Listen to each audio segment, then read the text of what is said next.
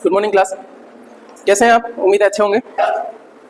कल के लेक्चर में हमने क्या पढ़ा था बताओ?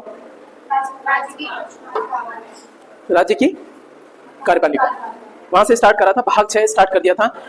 संघ की कार्यपालिका हम पहले कर चुके हैं आया ना। थोड़ा रिकैप करते हैं। इस तरीके से हमने पढ़ाई करी थी। कल शुरू हुआ था राज्य की कार्यपालिका और उसके लिए आर्टिकल कहां से कहां तक है? 153 से लेकर के 167 तक। उससे पहले हमने बात करी थी ये किसके अंतर्गत आते हैं? ये भाग 6 के अंतर्गत आते हैं। और भाग 6 के लिए आर्टिकल कहां से कहां तक है? 152 से 237 तक।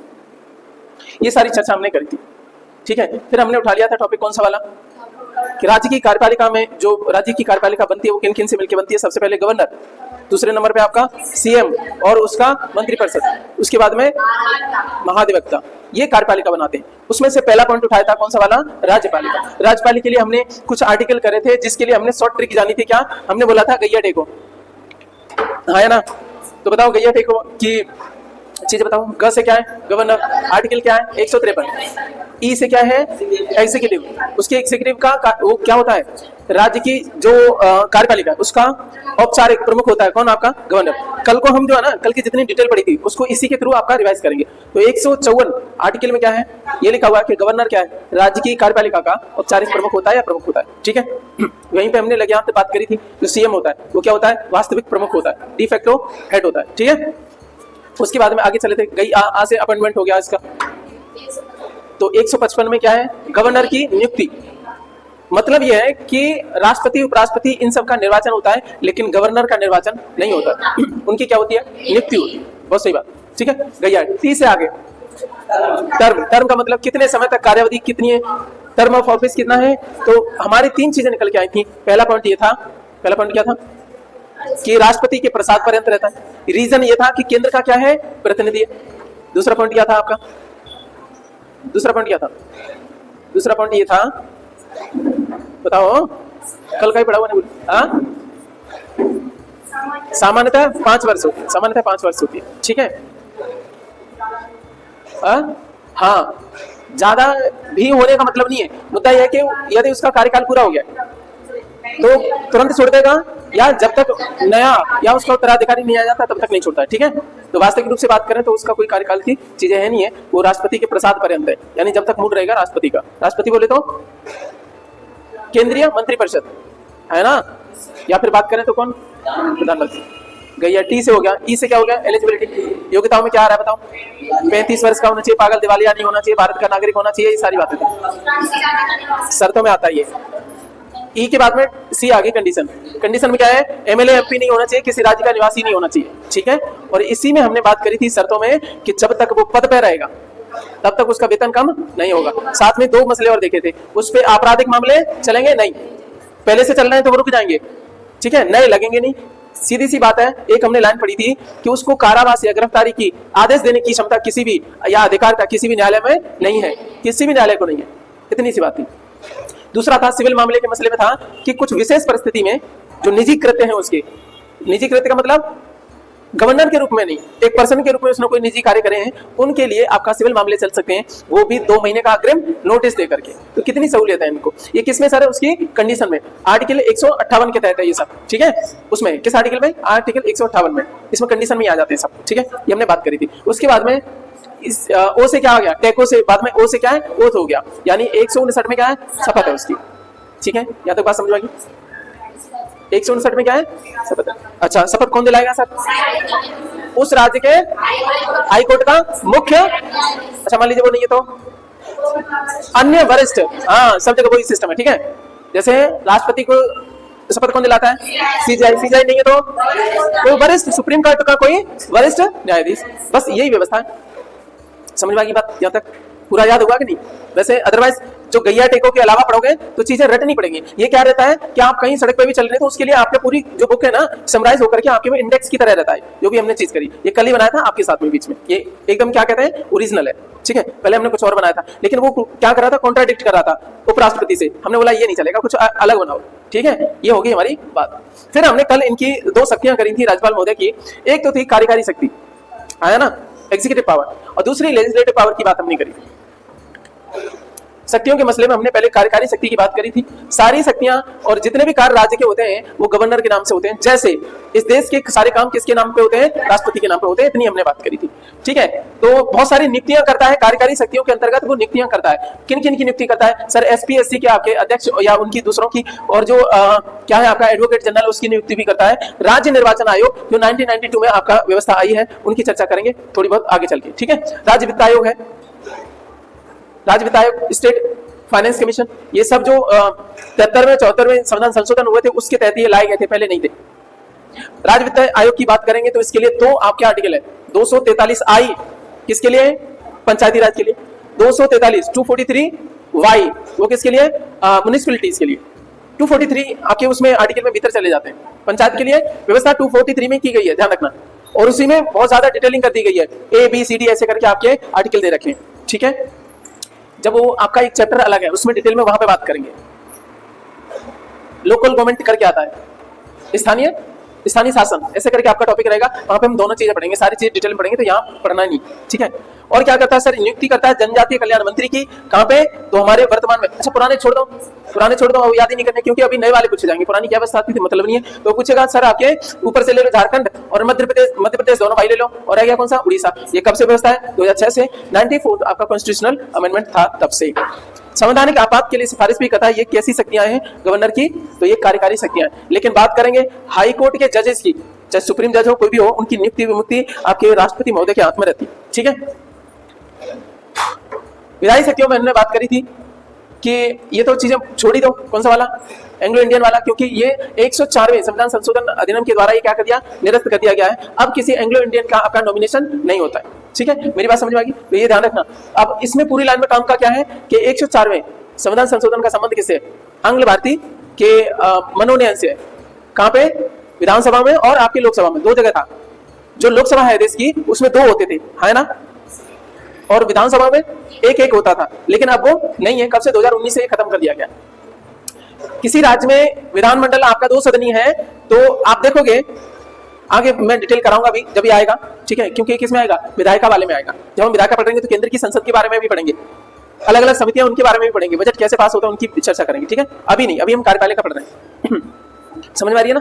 तब हम पढ़ेंगे डिटेल में सारी चीजें। तो यहाँ पे टॉपिक में इसीलिए छोड़ रहा हूँ, थोड़ा बस ध्यान दिला रहा हूँ कि वहां पे क्या होता है विधान परिषद, उसमें 1/6 भाग गवर्नर साहब क्या करते हैं? नॉमिनेट करते हैं, नामित करते हैं, ठीक है, मनोनीत करते हैं।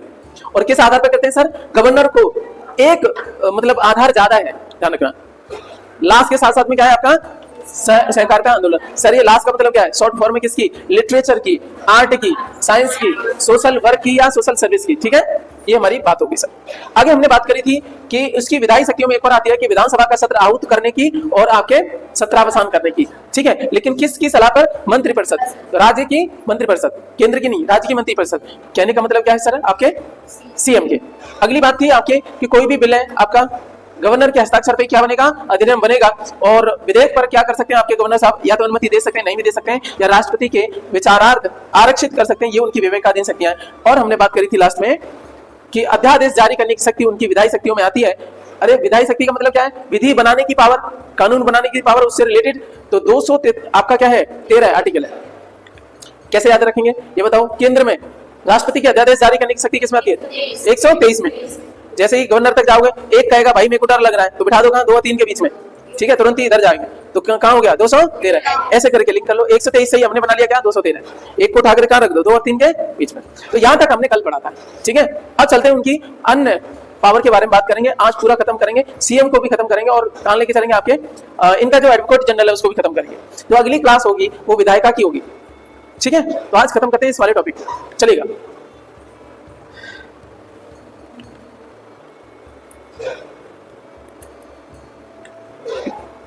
गवर्नर साहब की वित्तीय शक्तियों में कौन सी आती है? आपकी वित्तीय विवरण विधान मंडल में प्रस्तुत करना। वित्तीय विवरण बोले तो संविधान में बजट नाम की चीज नहीं है। बजट जो शब्द है ना संविधान में नहीं है, उसी को किस रूप में जानते हैं? आपके वित्तीय विवरण के रूप में। अच्छा, केंद्र में जो बजट पास होता है उसके लिए आर्टिकल कौन सा है? कितना है? 112 है ना? हाँ नहीं करे। अब उसमें 90 जोड़ दो। 90 जोड़ो तो कितने हो गए? अब 112 की जाए 110 मानो तो 90 जोड़ो तो 200 हो गए, और 2 फिर से ले आओ, कितने हो गए? अपना सही रहता है, ठीक है। 202 हो गए। तो आर्टिकल 202 में क्या है, राज्यों का जो बजट है, ठीक है। आर्टिकल 202 में क्या है, राज्यों में जो बजट रहता है, ठीक है। राज्यों में जो बजट पेश किए जाते हैं उसके लिए आर्टिकल कौन सा है, 202, ठीक है। और केंद्र में बजट, केंद्रीय बजट 112। तो ऐसे करके कुछ आपके आर्टिकल ध्यान रखना। तो वित्तीय विवरण विधानमंडल में प्रस्तुत करते हैं। विधानमंडल बोले तो आपके दो भागों में बढ़ जाता है, विधानसभा और विधान परिषद। जैसे केंद्र में संसद है तो उसके सदन हो जाते हैं विधान, आप सॉरी, राज्यसभा और लोकसभा, ठीक है। वहां पे ये इनकी वित्तीय शक्ति है। दूसरी क्या है, धन विधेयक उनकी पूर्व अनुमति से पास होता है। आपने सेंटर में पढ़ा था, धन विधेयक है राष्ट्रपति की पूर्व अनुमति से होता है, ऐसे ही राज्य में क्या होगा। तो वो चीजें दोनों तुलनात्मक है, पॉलिटी बहुत छोटी हो जाती है। आपको लगता है एक चैप्टर पहली बार ढंग से पढ़ना पड़ता है वो राष्ट्रपति वाला, बाकी ये हो जाता है। केंद्र की विधायिका के बारे में पढ़ लो तो राज्य की विधायिका हो जाती है। तो ये क्या है, सगुन में मिल जाता है वैसे ही, बस थोड़े थोड़े अंतर आते हैं। राष्ट्रपति की शक्तियां पढ़ ली तो आपकी उन्हीं से कंपैरेटिव शक्तियां कौन सी वाली, गवर्नर की, है ना। चलो, धन विधेयक उन्हीं की पूर्व अनुमति से पास किया जाता है। आकस्मिक निधि की हम बात करें, अग्रिम राशि अप्रत्याशित खर्च के लिए वो निकालने की पावर है, वो भी किसकी है, गवर्नर की है। हालांकि बात करेंगे, देखो शक्तियां इनकी है, लेकिन यूज कौन करते हैं, सीएम करते हैं। राज्य में जो आकस्मिक निधि होती है ना, जैसे केंद्र में आकस्मिक निधि होती है, वो वित्तीय शक्ति है किनकी, राष्ट्रपति साहब की। निकालते कौन है, अबे कैबिनेट जो है ना, मंत्रिपरिषद की सहायता से या उससे मतलब सलाह पर निकालते हैं। वो कहने का मतलब प्रधानमंत्री के हाथ में पहुंच जाता है, सीधी सी बात है। यहाँ पे सीएम के हाथ में पहुंच जाता है आकस्मिकता निधि। राज्यों की अपनी आपके कंटेंजेंसी फंड होते हैं, इंग्लिश में कहते हैं कंटेंजेंसी फंड। अगले चलते हैं, अगला point sir very very important है, ध्यान रखना, ये नया है, आने ये एग्जाम्स में अक्सर पूछा जाता है। यहाँ से पंचायतों और नगर पालिकाओं की वित्तीय स्थिति की समीक्षा के लिए राज्य वित्त आयोग का गठन करना। समझिएगा क्या बोला गया है, पंचायतों और नगर पालिकाओं, क्या एक के मसले में कि दोनों के में, कल हम जो बात कर रहे थे दोनों के लिए है कि वित्तीय स्थिति की समीक्षा के लिए क्या चल रही है, पैसा कम तो नहीं पड़ रहा है, ज्यादा देना है, ज्यादा दे दिया तो कम करना है, कितना है, कैसे करके है, उनके लिए राज्य वित्त आयोग का गठन किया जाता है हर 5 साल में। कौन करते हैं, गवर्नर करते हैं। ये राज्य वित्त आयोग है। और केवल वित्त आयोग की बात करें तो कहां चले जाओगे, केंद्र में। सर आर्टिकल कौन सा है, 280। यहाँ 280 नहीं है, यहाँ कौन सा है, 243। अब इसमें दो भाग हो गए 243 के। 243 में कौन सा, आई, 243 का आई अलग आर्टिकल है, 243 का वाई अलग आर्टिकल है। 243 आर्टिकल अलग है, और फिर 243 के बाद में फिर उसके क ख ग ऐसे करके चलते हैं, ए बी सी डी ऐसे चलते हैं। और ध्यान रखना ये सब क्या है, ये सब आर्टिकल है, अलग आर्टिकल हो गए। जब मूल संविधान में 395 थे, आज तो 450 के तकरीबन है, तो कैसे हो गए, यही तो बदलाव हुए, नए आर्टिकल जुड़ गए। ये 243 में भीतर वो नहीं है, अलग अलग पैरा नहीं है, अलग अलग आर्टिकल है सर। तो कौन से दो आर्टिकल है राज्य वित्त आयोग के लिए, सर दो है, 243 आई और 243 वाई। वाई किसके लिए, म्युनिसिपैलिटीज के, पहले पंचायत के लिए, ठीक है, पहले पंचायत के लिए, फिर दूसरा कौन सा है, वाई, नगर पालिकाओं के लिए। पहले 73वां संविधान संशोधन हुआ था, वो पंचायतों के लिए हुआ था। दूसरा कौन सा हुआ, 74वां, वो किसके लिए हुआ था, तो वो बाद में आया सर, ठीक है। तो जो पहले आएंगे पंचायत के आएंगे, तो लिंक ध्यान रहेगा, कन्फ्यूज मत होना, ठीक है। यहाँ तक बात समझ में आ गई, ये हो गया सर। कहते हैं कि जो 73वां 74वां संविधान संशोधन हुआ था, वहां से 3 महत्वपूर्ण आपके इंस्टीट्यूशन आए थे। उनमें से पहला है आपका स्टेट इलेक्शन कमीशन, राज्य निर्वाचन आयोग, 243 के। अच्छा, ये निर्वाचन किसका करवाता है, ये एग्जाम में पूछ लेता है। राज्य निर्वाचन आयोग निर्वाचन किसका करवाता है, बताओ आप, पंचायतों का, बस ये दोनों अलग अलग है। म्युनिसिपैलिटीज उनके लिए संविधान संशोधन अलग है, कैसी बात कर रहे हैं, हाँ इन्हीं का दोनों का करवाते हैं स्पेशली। चलो अब हम बात करेंगे, तो राज्य निर्वाचन आयोग की बात होगी। दूसरा इंस्टीट्यूशन था राज्य वित्त आयोग, इनकी भी चर्चा हो गई। और ये समीक्षा करता है कि इनकी पंचायतों नगर पालिकाओं को कितना धन दिया जाना है, कहां से, केंद्र से नहीं, राज्य, ठीक है, राज्य को, यानी मान लीजिए यूपी की बात करेंगे, यूपी सरकार को कितना आपका राजस्व मिलता है, कितना टैक्स वो वसूल करते हैं, उसका बंटवारे की बात हो रही है, ठीक है। क्लियर हो रही बात, कोई कंफ्यूजन नहीं हो रही, यहां तक बात होगी।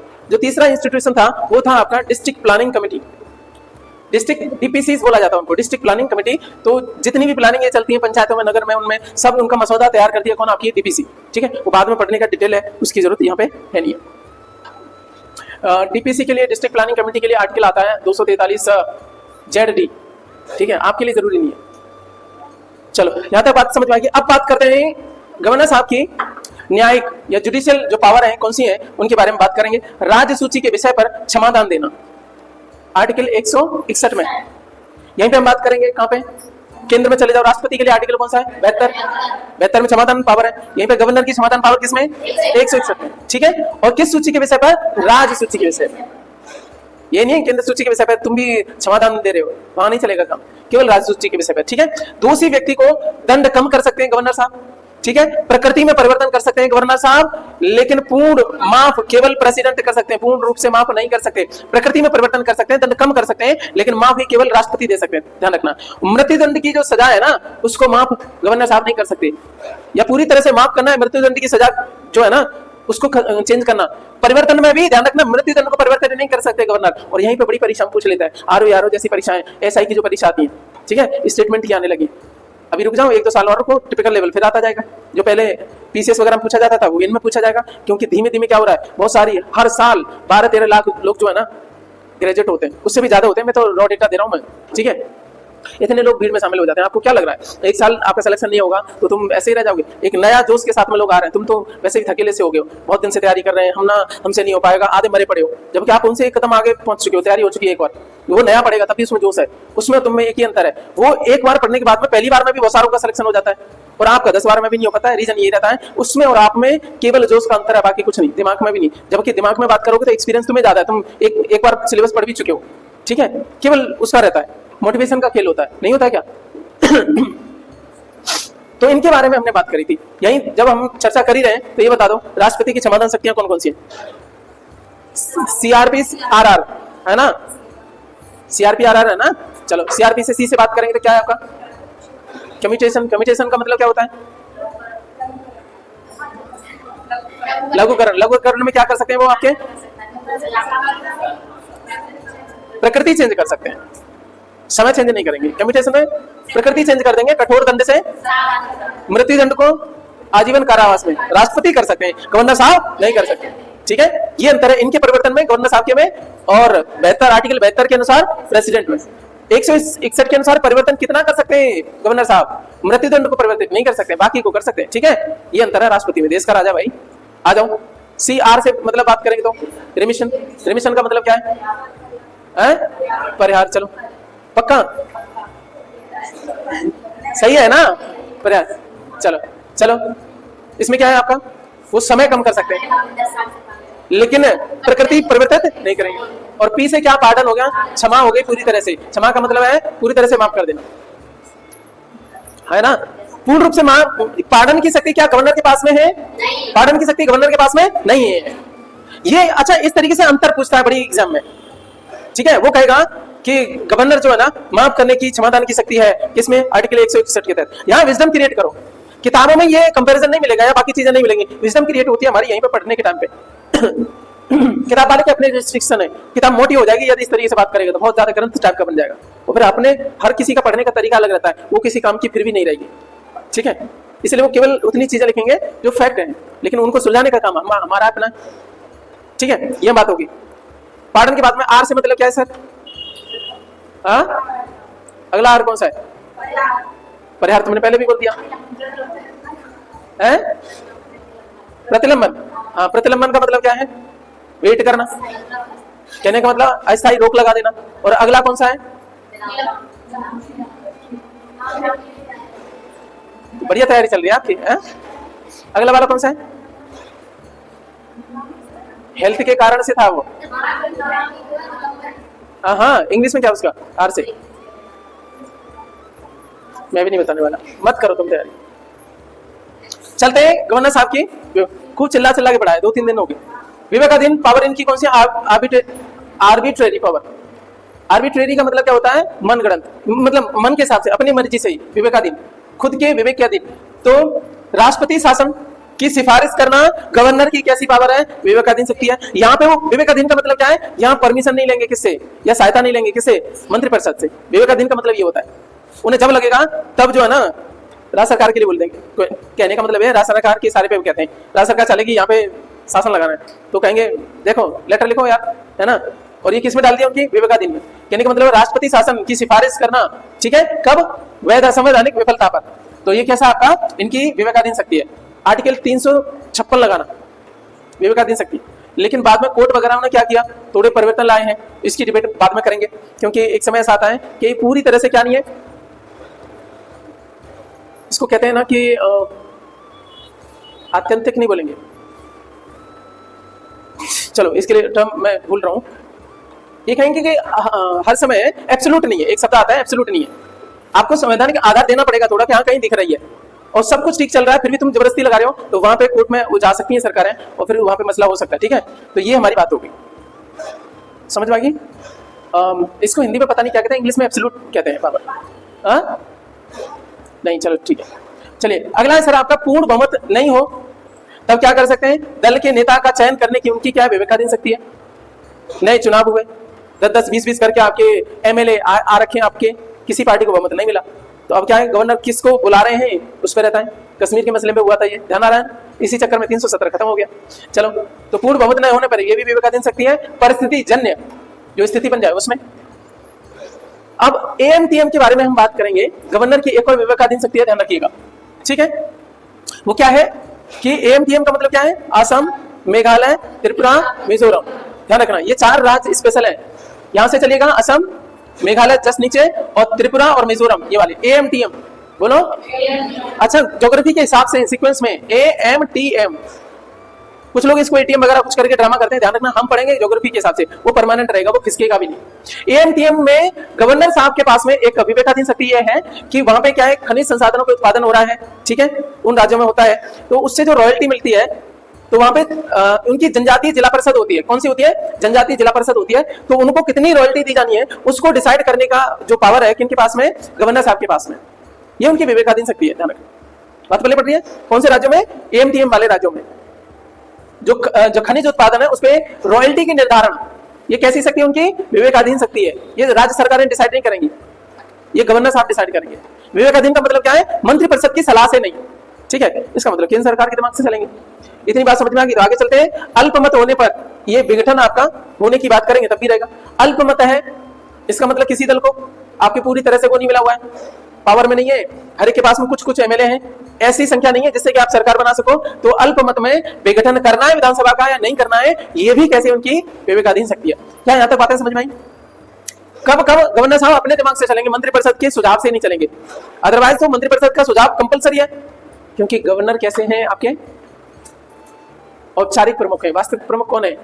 सीएम है। चलिए, हमारी चर्चा हो गई सर, आगे चलते हैं, इनकी वीटो पावर की बात करते हैं। हमारे देश में जो राष्ट्रपति महोदय है, अच्छा, वीटो पावर कितने प्रकार की होती है? 4 प्रकार की होती है। देश की तो बाद में बात करेंगे। 4 प्रकार की होती है। पहले कौन सी होती है बताओ? पहली वीटो कौन सी है? जानती को इंग्लिश में क्या बोलते हैं? एब्सोल्यूट वीटो है ना। दूसरी?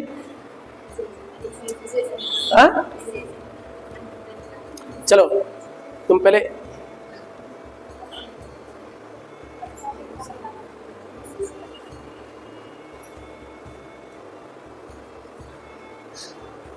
इनकी वीटो गई क्या?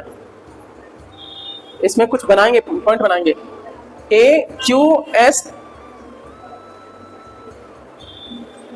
ये ASP हो गई, क्योंकि यहां पे हमारे Q नहीं है, तो राष्ट्रपति की पावर कौन सी है? ASP की।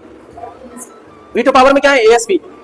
कि मैं ये लिंक करवा रहा हूं। तो पहला हो गया एब्सोल्यूट वाला, दूसरा होगी कौन सी वाली? सस्पेंसिव, और तीसरी होगी पॉकेट वाली। हमारे यहाँ क्वालिफाइड नहीं है, ये अमेरिका में है, हमारे यहाँ नहीं है। तो हमें कौन सी ध्यान रखनी है? राष्ट्रपति की वीटो पावर कौन सी है? ASP। समझ आ रही ना? इसके लिए पीछे गया था मैं। तो राष्ट्रपति की हमारे यहाँ पे कौन सी है? पॉकेट वीटो है हमारी, और उसके बाद में सस्पेंसिव वीटो, उसके बाद में एब्सोल्यूट वीटो, उल्टी पढ़ाई है, ठीक है।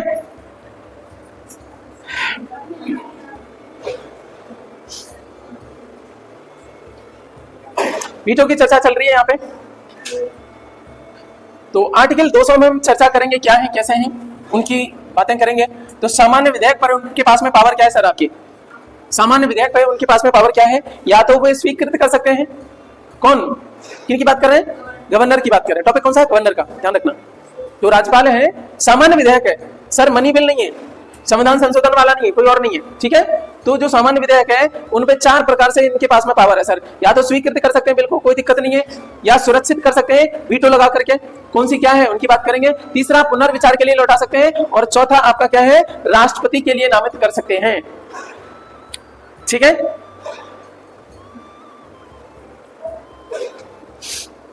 पुनर्विचार के लिए यदि गवर्नर साहब ने वापस कराए तो सेम रूल लगेगा, सेकंड टर्म में अनुमति इनको भी देनी पड़ेगी। अब समझो मैंने क्या बात बताई पूरी। यहाँ पे गवर्नर साहब हैं आपके, उनके पास में 4 तरीके से पावर है। पहली बात क्या है आपकी? बिल कोई आया है, साधारण विधेयक है, ओके, ऑर्डिनरी बिल है कोई, उस पर परमिशन दे दें, एक बात। परमिशन ना दें, दूसरी बात। ना दें बोले तो सुरक्षित रख लें, सुरक्षित रखें तो वीटो पावर लगाएंगे यहाँ पे। तीसरा क्या है, पुनर्विचार के लिए लौटा सकते हैं, पुनर्विचार के लिए लौटा सकते हैं, लेकिन यदि विधानसभा ने दोबारा से क्या कर दिया, पारित कर दिया, तो दोबारा परमिशन देनी पड़ेगी किसको, गवर्नर को। ये बात होगी। और एक पॉइंट और है कि राष्ट्रपति के लिए क्या कर सकते हैं, उसके लिए आपके सुरक्षित कर सकते हैं विचार के लिए, ठीक है। अब यहां खेल है सर, अब राष्ट्रपति कितने दिन में जवाब देगा इसका कोई टाइम नहीं है। दूसरी बात, यदि राष्ट्रपति ने विधानसभा को वापस कर दिया कि इस पर पुनर्विचार करो, विधानसभा ने फिर से राष्ट्रपति को भेजा कि हमने पुनर्विचार कर लिया, तो राष्ट्रपति कहेंगे फिर से विचार करो, उन्होंने फिर से भेज दिया, वो कहेंगे फिर से विचार करो, यानी कोई लिमिट राष्ट्रपति के लिए नहीं है। मेरी बात पहले पड़ गई। गवर्नर के लिए वही बाउंडेशन है एक बार वाली, सेकंड टाइम में उनको परमिशन देनी पड़ेगी गवर्नर को, जैसे राष्ट्रपति को परमिशन देनी पड़ती है केंद्र में, केंद्र में एक बार वापस कर सकते हैं ना, वैसे ही गवर्नर के साथ हाथ भी बंधे हुए हैं, एक बार पुनर्विचार के लिए कर सकते हैं, वापस नहीं। लेकिन ध्यान रखना, वही बिल कहां पहुंचा, राष्ट्रपति के पास में, राष्ट्रपति बार बार फेंक सकते हैं, फिर से सोचो, फिर उन्होंने क्या सोच लिया क्या फिर से सोचो, चलता रहेगा, कोई आपकी लिमिट नहीं है, जब चाहे तब सरकार परेशान कर सकती है। मेरी बात समझ में आ गई नहीं आई? साधारण बिल पे, ठीक है, साधारण विधेयक पे राष्ट्रपति बाउंड नहीं करे यहाँ पे, ये छोटी टेक्निकल बात थी। गवर्नर वैसे ही बाउंड है जैसे आपके केंद्र सरकार के तहत, आपके बात करें केंद्र सरकार ने, इससे पहले बात करें संसद से बने हुए हैं सर, बिल तो आपकी सरकार थोड़ी ना बनाती है, वो तो संसद में बनता है ना, विधायिका बनाती है, केंद्रीय विधायिका से जिस प्रकार वो बंधे हुए हैं। ये बात मेरे को समझ में आ गई होगी। तो राष्ट्रपति के पुनर्विचार के लिए गया है, तो कितनी बार भी राज्यों के संबंध में ये जो ना वो है, कितनी बार भी पुनर्विचार के लिए भेज सकते हैं राष्ट्रपति, ठीक है, ये मैंने लिख दी है बात आपकी। चलेगा, ये आर्टिकल 200 में हमने बात करी थी सामान्य विधेयक के मसले पे, एब्सोल्यूट सस्पेंसिव पॉकेट वीटो। अच्छा, हम बात कर रहे थे वीटो की, गवर्नर साहब की, तो कितनी वीटो है हमारे पास, हमने बोला था राष्ट्रपति के साथ पास में कितनी, 3, ओवरऑल वीटो 4 होती है, और हमारे राष्ट्रपति के पास में भारत में क्वालिफाइड वीटो नहीं है, तो बच्ची कौन सी, एएसपी। अच्छा, अब आ जाओ, गवर्नर के पास में एएसपी में से कौन सी नहीं है, एएस है, पी नहीं है, यहाँ पे पॉकेट वीटो गवर्नर के पास में नहीं है। पॉकेट वीटो की जगह पे एक विकल्प है ना उसके पास में, कहां भेज सकता है, राष्ट्रपति को भेज सकता है, तो उसे पॉकेट वीटो की जरूरत ही नहीं है। समझ में आ रही है ना बात? कोई ऐसा मसला लग रहा है कि डीपीएसपी के खिलाफ जा रहे हो, फंडामेंटल राइट के खिलाफ जा रहे हो, किसी और चीज के खिलाफ जा रहा है कोई बिल, तो उसको कहां भेज सकता है, वो राष्ट्रपति के लिए, इसलिए पॉकेट वीटो की जरूरत नहीं है। तो आपको रखना पड़ेगा कि गवर्नर के पास में कितनी वीटो है सर, 2 वीटो है, ए से एब्सोल्यूट वीटो, और दूसरा कौन सा वाला, सस्पेंसिव वीटो। समझ आई बात है? चलिएगा, तो यहां तक आपको बात समझ में आई। राष्ट्रपति के लिए सुरक्षित वो कैसे करेंगे, आर्टिकल 201 में है, राष्ट्रपति के लिए सुरक्षित करेंगे 201 में है, और क्या है, संविधान के उपबंधों के विरुद्ध हो, संविधान में कुछ आपके आर्टिकल दे रखे हैं या कोई बातें कह रखी हैं उनके विरुद्ध है कोई बिल, तब कहेंगे भाई तुम गलत जा रहे हो, मैं राष्ट्रपति को भेज रहा हूं, मैं शिकायत कर रहा हूं तुम्हारे पापा से, है ना, तो एक बात होगी। दूसरी, राष्ट्रीय महत्व का कोई विषय है, आर्टिकल 31 क में से जुड़ा हुआ कोई है या राष्ट्रीय महत्व का कोई विषय है, तो कौन देखेगा, केंद्र की संसद देखेगी, है ना, तो कहेगा तुम क्यों बना रहे हो भाई, हमारे चच्चा बनाएंगे, ठीक है, यहां हो गया। दूसरा, तीसरा पॉइंट कौन सा हो गया, डीपीएसपी के विरुद्ध है, जो आपके क्या है, राज्य के नीति निर्देशक सिद्धांत है उनके खिलाफ है, तो वो भेज देगा। देश हित के विरुद्ध है, तुम यूपी एमपी के लोग, आपके सरकारें हो, तुम देश हित के विरुद्ध कर रहे हो, किसी दूसरे देश को क्या निमंत्रण देने की बात कर रहे हो, तुम सोवरेन नहीं हो, तो उसको भेज देगा। और हाई कोर्ट की स्थिति को खतरा है, कोई ऐसा लगे कि हाई कोर्ट के खिलाफ उसकी पावर को कम कर रहे हैं, ज्यादा कर रहे हैं, भाई ये तो कुछ भी कर देंगे, ठीक है, तो तब भी क्या कर सकते हैं गवर्नर साहब, आर्टिकल 201 में, ठीक है, उसकी पावर को यूज करते हुए वो उसको राष्ट्रपति के लिए विचार के लिए भेज देंगे, ठीक है, राष्ट्रपति के लिए सुरक्षित कर देंगे उसको, ठीक है। अगला पॉइंट है सर आपके सामान्य विधेयक की हमने बात कर दी, ये पावर है राष्ट्रपति के लिए निर्देशित कर सकते हैं, ध्यान रखना। अब चलते हैं सर धन विधेयक पर। 3 तरीके से हैं सर आपके, एक तो अनुमति दे दें, दूसरा नहीं दें, तीसरा क्या आपके राष्ट्रपति को भी वो कर सकते हैं, ठीक है, और इसको पुनर्विचार के लिए नहीं भेज सकते सर। इनके पास में धन विधेयक पर 3 ही पावर है। पहली पावर कौन सी, परमिशन दे दें, टेंशन ही नहीं है, राष्ट्रपति के लिए कर दें, ये दूसरी बात। राष्ट्रपति के लिए तो दोनों चीजों को कर सकते हैं, ये यहां से कंक्लूजन निकल रहा है ना। एक चीज है जिसको वो नहीं कर सकते कि पुनर्विचार के लिए नहीं भेज सकते, रीजन बताओ आप, क्योंकि इन्हीं की पूर्व अनुमति से आया था ये बिल, आया ना सर। मनी बिल की बात करें या धन विधेयक की बात करें तो कैसा है, पूर्व अनुमति से आता है। जब तुम्हारी अनुमति पहले मिली गई है तो दोबारा भेज ही क्यों रहे हो, ठीक है कि नहीं, तो ये वाली बात होगी सर, ठीक है। विधानसभा सदस्य निरता आपके आर्टिकल 192 में, और इलेक्शन कमीशन की सहायता पर गवर्नर के द्वारा की जाती है, ठीक है। अब यहाँ पे एक पॉइंट एक्स्ट्रा है, पॉइंट एक्स्ट्रा क्या है, पॉइंट एक्स्ट्रा ये है कि 192 में आर्टिकल में बोला गया है कि कोई विधायक वगैरह है यदि वो ऐसा लग रहा है कि वो योग्य नहीं है, उसको हटना चाहिए, ठीक है, तो राज्य सरकार डिसाइड नहीं करेगी। या हंगामा कर रहा है वो ये है कि यार ये कहां से आ गया यार फालतू में, ये निरर, इसकी निररता होनी चाहिए, ये अयोग्य है, अयोग्यता सिद्ध करने के लिए। तो आर्टिकल 192 के तहत कौन कर सकते हैं, पावर किसकी है, गवर्नर की। लेकिन यहाँ पे एग्जामिनर खेलेगा आपके दिमाग के साथ में, किसकी सहायता पर, किसकी सलाह पर। वो कहेगा कि सीएम की सलाह पर, दूसरा कहेगा मंत्रिपरिषद की सलाह पर, तीसरा कहेगा राष्ट्रपति की सलाह पर, चौथा कहेगा निर्वाचन आयोग की सलाह पर। कौन सा है आंसर, निर्वाचन आयोग की सलाह पर।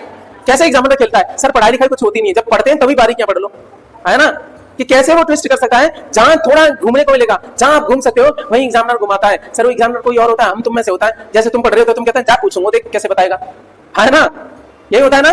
तो वैसे ये है, तो किसी सदस्य को निर्धार करना है, अयोग्य साबित करना है, तो वो पावर किसके पास में है, गवर्नर के पास में है। किसकी सलाह पर, इलेक्शन कमीशन की सलाह पर, वो भी इनकी विवेकाधीन शक्ति नहीं है। ये हमारी बात होगी। अब चलते हैं सर, आपका गवर्नर साहब, आपके टॉपिक खत्म हो गया, हमने बहुत डिटेल में पढ़ा, कंपेयर करते हुए पढ़ा राष्ट्रपति से। इससे क्या हुआ, हमारा जिसने राष्ट्रपति पढ़ा वो भी आपका तुलनात्मक अध्ययन के साथ में वो पूरा हो गया, ठीक है। अब छोटा सा रह गया, शायद 10 मिनट की क्लास भी नहीं है, अब टॉपिक बदल गया मुख्यमंत्री वाला, क्योंकि प्रधानमंत्री आपने पढ़ लिया तो मुख्यमंत्री में कुछ रहा ही नहीं, ठीक है। चलते हैं आपके कि मुख्यमंत्री, जिसको इंग्लिश में चीफ मिनिस्टर बोलते हैं, ये क्या होता है, स्टेट गवर्नमेंट का मुख्य प्रवक्ता होता है।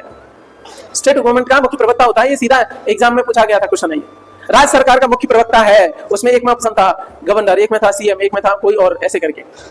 महाधिवक्ता को भी एक ऑप्शन में डाला गया था। बताओ कौन होगा, सीएम खुद होगा। हमें लगेगा पता नहीं क्या क्वेश्चन पूछ लिया, हमने तो खूब पॉलिटी पढ़ी थी, कुछ नहीं, छोटी छोटी बातें, ये डायलॉग थोड़े थोड़े ध्यान रखने। राज्य सरकार का मुख्य प्रवक्ता कौन होता है, सर सीएम खुद होता है, ठीक है। अगली बात करेंगे, सरकार का मुखिया कौन होता है, सर राज्य का संवैधानिक प्रमुख नहीं है ये। सरकार का मुखिया कौन है आपका, गवर्नमेंट का मुखिया है सर आपका मुख्यमंत्री। राज्य विधानसभा, राज्य का कौन, किस दल का नेता है, राज्य विधानसभा में बहुमत दल का नेता है। अब पहुंच जाए पीएम पे तो लोकसभा में बहुमत दल का नेता, लोअर हाउस में बहुमत होना चाहिए, क्योंकि जो लोअर हाउस है वही हाउस ऑफ द पीपल है, उन्हीं को जनता डायरेक्ट चुनती है ना। राज्यसभा को तुम चुनते हो क्या, नहीं चुनते हो, तुम कहो राज्यसभा के लिए हमने वोट डाला, तो हम पूछेंगे या तो सर आप एमपी होंगे या एमएलए होंगे, लेकिन उनमें से कोई नहीं, तो फिर आप क्या कहोगे, जाओ पहले पॉलिटी पढ़ो कि बेटा तुम वोट कब डाल सकते हो। यानी आम जनता वोट नहीं डालती, किन के लिए, राज्यसभा के एमपी के लिए, ठीक है। चलिएगा, ओके, उसको भी करवाएंगे, अभी आएंगे तब सदस्यों की चर्चा आएगी तब करवाएंगे, अभी नहीं। तो ये बहुमत दल का नेता है। शपथ कौन दिलाता है सीएम को, साथ राज्यपाल दिलाते हैं, सिंपल सी बात है, ये आप जानते हो। कार्यकाल क्या रहता है, राज्यपाल के प्रसाद पर्यंत रहते हैं। जैसे पीएम किसके प्रसाद पर्यंत रहता है, राष्ट्रपति के, राष्ट्रपति के प्रसाद पर्यंत बोले तो मंत्रिपरिषद की सलाह पर, मंत्रिपरिषद का हेड बोले तो पीएम, यानी पीएम खुद अपनी मर्जी की उस पर रहता है 5 साल से पहले।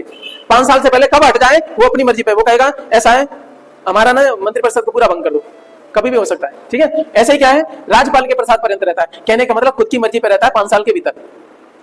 और एक पॉइंट ये हो गया। एक दूसरा है, जब तक उसको क्या है, बहुमत मिला हुआ है, दूसरा पॉइंट। तीसरा पॉइंट क्या है, अब ये दोनों कंडीशन फुलफिल है तो कितने साल तक रह सकता है सर, 5 साल तक रहता है, इससे ज्यादा नहीं हो सकता। सामान्यतः कितना है, 5 वर्ष। 3 पॉइंट अलग अलग बताए मैंने। बहुमत नहीं है तो 5 साल का कोई लेना देना नहीं, पहले चले जाओगे। और तुमने त्याग पत्र दे दिया, राज्यपाल के प्रसाद पर्यंत बोले तो तुमने खुद ही बोल दिया कि हटाओ मुझे तो हटना है, तब भी हट जाओगे, है ना। चलो ये बात होगी। गवर्नर और मंत्रिपरिषद के बीच की कड़ी कौन है सर, सीएम है। देखो गवर्नर साहब यहाँ बैठे हैं, राज्य में क्या है, राजा है, और मंत्रिपरिषद मंत्रियों के बीच में, और मंत्रिपरिषद का हेड कौन है, सीएम। सीएम है ना राज्य में, हाँ राज्य में पीएम लिया तो। अब क्या गवर्नर साहब हर एक मंत्रियों से चर्चा करेंगे कि उसके हेड से बात करेंगे। जैसे टीचर आता है वो कहता है क्लास का मॉनिटर कौन है, तो उसी से बात कर लेता है। तो मॉनिटर क्या है, क्लास के अन्य छात्रों के और शिक्षक के बीच में कड़ी है, ऐसे ही बात करेंगे। तो गवर्नर और मंत्रिपरिषद के बीच में कड़ी कौन है सर, आपका सीएम है। सर एग्जाम का आया हुआ क्वेश्चन है ये, ठीक है, ऐसे एग्जाम में पूछते हैं, कुछ नहीं। अब चलिएगा, ये अध्यक्षता किसकी करता है, ये करता है राज्य योजना बोर्ड की। अंतरराज्यीय परिषद का सदस्य होता है, राष्ट्रीय विकास परिषद का सदस्य होता है, अंतरराज्यीय इंटर स्टेट काउंसिल का अच्छा हेड कौन होता है, पीएम होता है, लेकिन ये सदस्य होता है। राष्ट्रीय विकास परिषद एनटीसी का हेड कौन होता है, पीएम होता है, लेकिन सारे सीएम क्या होते हैं, सदस्य होते हैं। तो सीएम क्या होता है, सदस्य होता है। कुछ चीजें समझ में आ रही है ना, तो ये सारी चीजें होगी आपकी। अब चलते हैं सर आपके इनके राज्य के मंत्रिपरिषद की बात करेंगे, फिर बात करेंगे महाधिवक्ता की, और इसके साथ में आपका लेक्चर खत्म होगा। ये लास्ट स्लाइड है, ठीक है, तो धैर्य धारण करो। लेकिन आपको आनंद बहुत आएगा, सब कुछ पढ़ चुके हो आप, कहां पे, केंद्र वाले में। चलो इधर देखो, राज्य मंत्रिपरिषद या स्टेट काउंसिल ऑफ मिनिस्टर्स, और इसका टाइम कितना रहता है, 5 वर्ष। वही है जब तक वो रहेंगे सर, विधानसभा का टाइम ही वही है। कोई बड़ी बात नहीं। और आपको ये पता है पुरानी क्लास से है कि 91st संविधान संशोधन अधिनियम आया था, कब आपका 2003 में। उसमें क्या कर दिया था, 15% था, किसका, एलए का, लेजिस्लेटिव असेंबली। यहाँ पे एलए है, वहां पे क्या था, एलएस था, लोकसभा था। मेरी बात समझ आ रही है ना। इसी में चर्चा की गई थी, किसमें, कि जो राज्य की मंत्रिपरिषद होगी कितनी होगी, जो वहां की विधानसभा है या लेजिस्लेटिव क्या है, असेंबली है, एलए है, उसका 15% से ज्यादा नहीं होना चाहिए। कितने मंत्री हो सकते हैं, यूपी में कितने हैं सर, ओवरऑल इसकी कितना है, 403 है। अरे हाँ है ना, विधानसभा कितनी बड़ी है, 403 की है, तो शायद आपके देश में सबसे बढ़िया राज्य में, सबसे बढ़िया, ठीक है। तो इसका आपका कितना होना चाहिए, 15% होना चाहिए, सही है ना। तो कितना हो गया, लगभग 60 मंत्री बन सकेंगे, इंक्लूडिंग सीएम है ये। जैसे इंक्लूडिंग पीएम वहां पे है, 15% से ज्यादा नहीं होनी चाहिए। अब एक और बात है सर, छोटे राज्य हैं, मान लीजिए किसी की संख्या कितनी है, वहां पे विधायक कितने, 39 भी हैं, कहीं पे वैसे तो 60 से नीचे बोला नहीं गया था, लेकिन कुछ में क्या है, 39 भी है। 39 का निकालो कितना परसेंट हो गया, 39 का 15% निकालो, 39 का राउंड फिगर में 40 कर लो तो कितना हो गए, 5 हो गए, 6 हो गए। तो उसी में एक बात कही गई थी कि 12 से कम नहीं होने चाहिए। भले ही 39-40 है आपके, कितनी बड़ी है आपकी विधानसभा, 39-40 विधायक की है, लेकिन उन्होंने रूल बनाया कि 15% से तो ज्यादा नहीं होना चाहिए, लेकिन ध्यान रखना कम से कम 12 मंत्री होने जरूरी है, इंक्लूडिंग सीएम, सीएम प्लस 11। ये पॉइंट आपका लोग नहीं पढ़ते यार, छोटी छोटी किताबों में नहीं होता है। मैक्सिमम तो आपने पढ़ा था, राज्यों में केंद्रों में दोनों बात हो गई। राज्य जो विधानसभा है उसका 15% से ज्यादा नहीं होना चाहिए, और वहां पे लोकसभा है उसका 15% से ज्यादा नहीं होना चाहिए, लेकिन कम से कम कितना है, 12 इंक्लूडिंग प्रधानमंत्री, 12 से कम नहीं होना चाहिए। क्योंकि छोटे राज्यों में समस्या आ रही थी, 5-6 हो जा रहे थे, फिर आपका काम कैसे चलेगा, क्योंकि आपके विभाग ज्यादा होते हैं, ठीक है चलेगा। आर्टिकल 163 में गवर्नर को परामर्श देने के लिए, सहायता के लिए मंत्रिपरिषद होती है। राज्यों में मंत्रिपरिषद की बात करी, गवर्नर की सहायता के लिए कौन सा आर्टिकल में सर आपके 163 में। अच्छा यहीं पे बात करो, केंद्र में कितनी है, 74 वाले में, अरे हाँ है ना। तो दोनों आर्टिकल को याद करो, 74 में दे रखा है कि राष्ट्रपति को सलाह देने के लिए, परामर्श देने के लिए क्या होगी, एक मंत्रिपरिषद होगी जिसका हेड कौन होगा, पीएम होगा।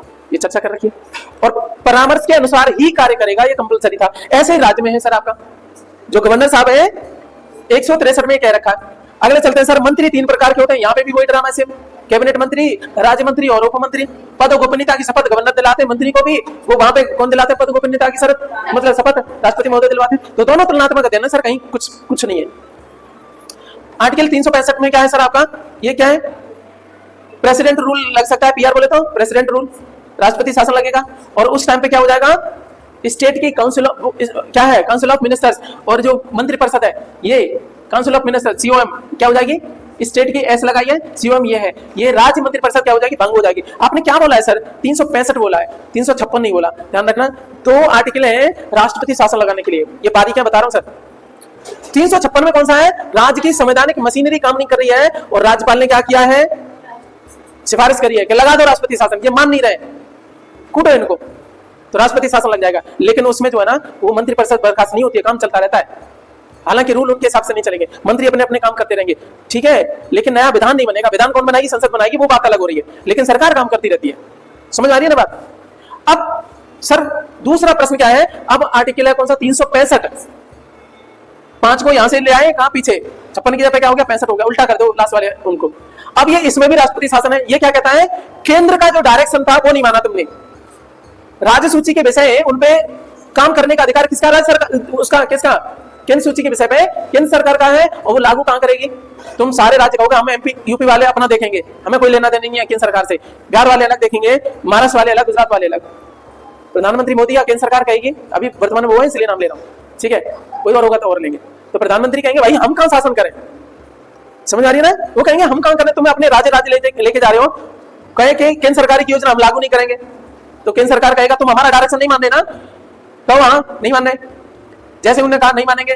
तो 365 में क्या रखा है, यदि केंद्र का डायरेक्शन नहीं मानते हो तो उनको क्या कर दिया जाएगा, राष्ट्रपति शासन लग जाएगा। 2 तरीके से राष्ट्रपति शासन लग रहा है, एक 356 में और एक 365 में। और 365 में वो है केंद्र का डायरेक्शन नहीं मानोगे तो, ठीक है। और उस टाइम पे क्या हो जाएगा, तुम्हारी मंत्रिपरिषद ही भंग हो जाएगी। ये ज्यादा कड़ा पनिशमेंट है, ठीक है। तो ये बात समझ में आ गई। राज्य कार्यपालिका का वास्तविक शक्ति किसका कौन प्रयोग करता है? सर सीएम और उसका मंत्रिपरिषद कहता है वास्तविक शक्ति, क्योंकि औपचारिक हेड कौन है? गवर्नर है। ये हमारी बात हो चुकी है। अब मंत्री जो है सामूहिक उत्तरदायित्व उनका किन के लिए है? विधानसभा के लिए। जो राज्य में मंत्री हैं उनका कलेक्टिव रिस्पॉन्सिबिलिटी या सामूहिक उत्तरदायित्व किसके लिए है? राज्य की विधानसभा के लिए, क्योंकि उसमें जो विधानसभा के सदस्य होते हैं उनको जनता आपके ऊपर करती है। उसी के तहत जो आप बोल रहे हो वो स्टेटमेंट जनता तक भी पहुंचता है, तो आंसरेबल रहते हो। सेम लेके चलोगे, केंद्र में जो मंत्री है सामूहिक रूप से किसके प्रति जिम्मेदार है? संसद के प्रति। संसद में भी स्पेशली बात करें तो किसके लिए? लोकसभा के लिए, है ना। सामूहिक रूप से किसके प्रति दायित्व उनका? लोकसभा के लिए, मंत्रियों के लिए। समझ आ रहा ना, क्योंकि हाउस ऑफ पीपल वही है। और यहीं से बात करें व्यक्तिगत रूप से राज्य में किसके लिए? राज्यपाल के लिए क्या है? आंसरेबल है, उत्तरदायी है। आर्टिकल कौन सा सर? 164 का फर्स्ट है, ठीक है। अब केंद्र में पहुंच जाओ सर। मंत्री जो है सामूहिक रूप से उत्तरदायी है। केंद्र सरकार के मंत्री सामूहिक रूप से लोकसभा के प्रति, लोअर हाउस के प्रति, है ना। और व्यक्तिगत रूप से राष्ट्रपति के प्रति। पहले पढ़ी बात नहीं पढ़ी, ये सारी चीजें होगी। अब आ जाओ लास्ट वाला।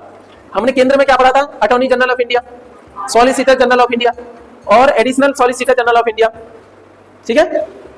क्या था? अटॉर्नी जनरल, एजीआई, महान्यायवादी। ये क्या है? संवैधानिक पद है, कॉन्स्टिट्यूशन में बात कर रखी है। और दूसरा कौन सा आपका? Solicitor general. और तीसरा एडिशनल सॉलिसिटर। देश में कितने विधि अधिकारी हैं सर? 3। और मुख्य विधि अधिकारी कौन सा है? महान्यायवादी, यानी एजीआई। पुरानी क्लास याद हुई? कौन सा आर्टिकल में? 76 में। अब आ जाते हैं कहां पे? एडवोकेट जनरल, जो राज्यों में होता है। इसके लिए कौन सा है? 165 है। इसके लिए कौन सा आर्टिकल है सर? 165 है। क्या ये राज्य की कार्यपालिका का हिस्सा है? बिल्कुल है सर। केंद्र की कार्यपालिका में कौन कौन आता है? जल्दी जल्दी बताओ। पहले नंबर पे राष्ट्रपति, दूसरे पे उपराष्ट्रपति, वेरी गुड, तीसरे पे मंत्रिपरिषद और प्रधानमंत्री दोनों, ठीक है। उसके बाद में एजीआई, ठीक है। अब राज्यों में आ जाओ। राज्यपाल, गवर्नर या राज्यपाल एक ही बात है। सीएम, मंत्रिपरिषद और महाधिवक्ता। अच्छा, ऐसा उपराज्यपाल जैसा कॉन्सेप्ट यहाँ पे है नहीं है। यूनियन टेरिटरी में कभी कभी, दिल्ली वगैरह में, उसकी बात में करेंगे, ठीक है। तो चलिएगा, महाधिवक्ता के लिए बात करें, इसको कहते हैं एडवोकेट जनरल। इंडिया बोलेंगे नहीं, क्योंकि देखो ऐसा इंडिया का नहीं है, अलग अलग राज्यों का है। एडवोकेट जनरल 165 में, इसको आर्टिकल को ध्यान रखना इंपॉर्टेंट है। दूसरी बात, इसकी नियुक्ति गवर्नर करते हैं। जो महान्यायवादी था केंद्र वाला, उसकी नियुक्ति राष्ट्रपति करते थे, और वो राष्ट्रपति के प्रसाद पर्यंत रहता था। तो महाधिवक्ता की बात करेंगे तो गवर्नर इसको नियुक्त करते हैं, और गवर्नर के प्रसाद पर्यंत ये पद पे बने रहते हैं। राज्य का सर्वोच्च विधि अधिकारी है कौन? महाधिवक्ता। महान्यायवादी का है? देश का सर्वोच्च विधि अधिकारी है। तुलनात्मक अध्ययन करो, कितना आनंद की बात है। अच्छा, उसकी जो महान्यायवादी की वो क्या थी योग्यता? सुप्रीम कोर्ट के जज बनने की योग्यता होनी चाहिए। जज हो ऐसा जरूरी नहीं है, योग्यता होनी चाहिए कि बनने लायक हो, कि बन सकता है वो चाहे तो, है ना। एलिजिबिलिटी होनी चाहिए। और ये क्या? हाई कोर्ट का जज होने की। अरे राज्यों में क्या होता है? हाई कोर्ट होता है, देश में सुप्रीम कोर्ट होता है। यहाँ महाधिवक्ता की वो क्या योग्यता? हाई कोर्ट का जज बनने की। अगला पॉइंट चलते हैं आपकी। रिस्पॉन्सिबिलिटी किसके लिए है? राज्य सरकार के विधि संबंधी सलाह देने के लिए। इसकी जिम्मेदारी क्या है महाधिवक्ता की? राज्य सरकार को कानून संबंधी या विधि संबंधी सलाह देने के लिए जिम्मेदारी है। और वहां पे क्या था बताओ जल्दी से फटाफट? वो केंद्र सरकार को विधि संबंधी सलाह के लिए, और वो किसी न्यायालय में सुनवाई का अधिकार था। इसको भी राज्य में जो न्यायालय है उनमें सुनवाई का है। दोनों सदन में बोल सकता है, कार्रवाई में भाग ले सकता है, मतदान नहीं कर सकता है। सेम वैसे ही है महान्यायवादी की तरह। जैसे महान्यायवादी को संसद सदस्य के, कहने का मतलब एमपी के जो विशेषाधिकार प्राप्त होते हैं, वैसे ही महाधिवक्ता को कौन से विशेषाधिकार प्राप्त होते हैं? विधानमंडल के सदस्य वाले विशेषाधिकार होते हैं। वो सारी छूट, उन्मुक्तियां हासिल होती हैं इनको, ठीक है। तो ये हमारी बात होगी सर, ठीक है। आगे देखिएगा, आगे कुछ भी नहीं है। अगली जो क्लास हमारी शुरू होगी मंडे को, तो वो होगी आपकी विधायिका को लेकर के। केंद्रीय विधायिका को संसद कहते हैं, राज्यों में विधायिकाएं कौन सी होती हैं? विधानमंडल होते हैं। उनकी चर्चा करेंगे आगे क्लास, क्योंकि कार्यपालिकाओं के बारे में चर्चा होगी। चीजें सीक्वेंस में हो रही है, समझ आ रही है ना, ठीक है। आनंद भी आएगा, आप रिवाइज करते रहेगा। और इसके बाद में आपका काम यह है कि जो आपकी ऑब्जेक्टिव वाली बुक है उसको लगाना है। और यदि आप आलस करते रहे तो सर वही होगा जो अब तक होता है, सिलेक्शन नहीं होगा। कहते हैं ना, गुरुओं का आशीर्वाद क्या रहता है? उनकी बातों में रहता है। यदि उनके बताए गए रास्ते को फॉलो करते जा रहे हो तो आपको एक दिन क्या होगा? सफलता जरूर हासिल होगी। रिवाइज करते रहेगा, खुश रहेगा, ख्याल रखिएगा।